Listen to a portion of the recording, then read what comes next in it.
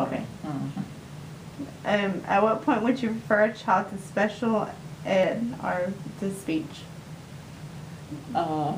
When you know what you're doing is not working, you request their records first of all. When you realize that a child is not really getting the materials, and it only takes you a week or two to realize this, that they're not cutting it, they're not getting what you're doing, then you begin to talk to other people within your team.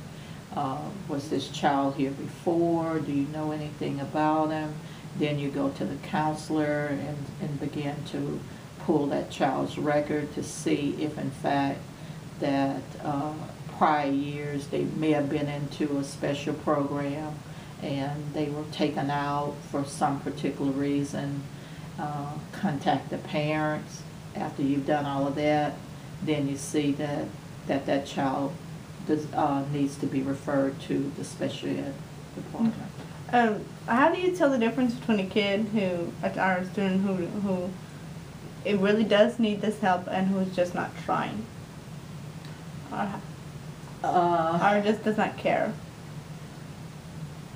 I guess those that just don't care, you can just really see it. They'll just sit there and just won't do anything, or they tend to have banker's hours. They come when they feel like it, or they come consistently late, things like that.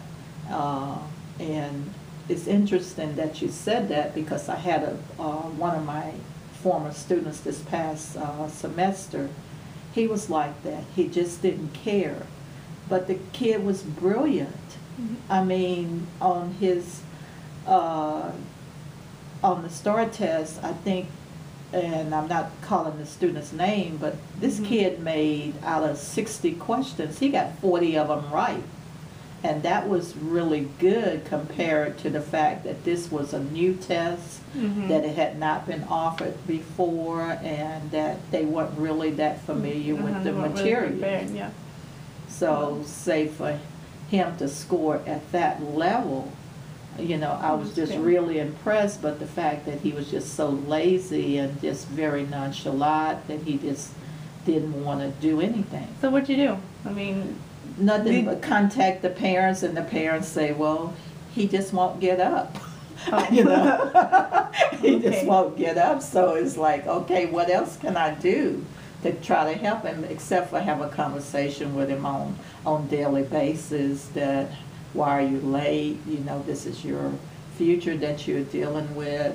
And he was just so at this point, I don't know. I can't really give you a good answer on what was the best approach, but I thought that contacting the parent, having a private conversation with the student, you know, that kind of helped also. What steps can you take for a child who may not pass the STAR test or TEKS?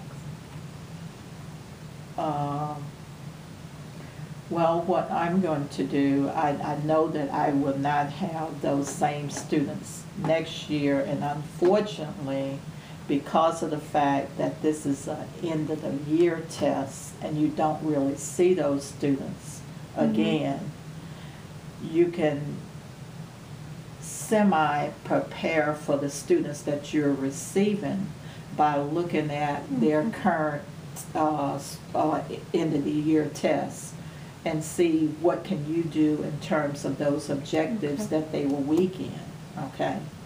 But my students, it's a lost cause because they're going on to somewhere else. But my receiving students that I'm getting in, I can look at what they actually did on the test, and then look at their weak areas and try to address those weak areas in the future. That's good. I never thought of that. What would you do if you suspected abuse going on at home with a student? By law, you must report it. You can't get around it. You will lose your teaching license. So as a teacher, if you suspect any abuse, you must report it. So there are guidelines that you must report it. Okay. Well, that was the end.